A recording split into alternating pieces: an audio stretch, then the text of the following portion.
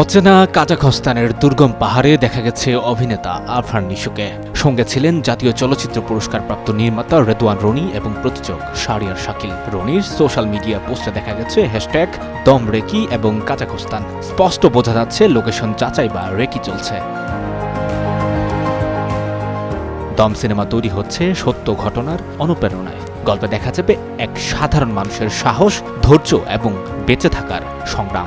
নিশো ও চঞ্চল চৌধুরী নতুন চরিত্র অভিনয়ের চ্যালেঞ্জ নিচ্ছেন, আর নির্মাতা রনি সতর্কভাবে যাচাই করছেন লোকেশন এবং দৃশ্য ধারণের সম্ভাবনা। এ পর্যন্ত প্রধান নারী চরিত্র চূড়ান্ত হয়নি, তবে শিগগিরই শিল্পী নির্বাচন ও লোকেশন চূড়ান্ত করা হবে। সিনেমাটি যৌথভাবে প্রযোজনা করছে SBF আলফা আই এন্টারটেইনমেন্ট এবং চরকি।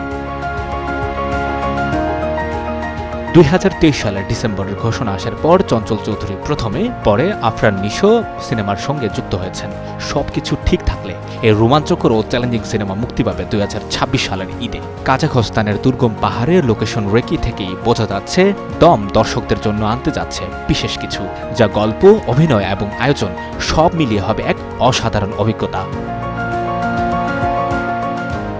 সঞ্জয় দত্ত, যুগান্তর নিউজ।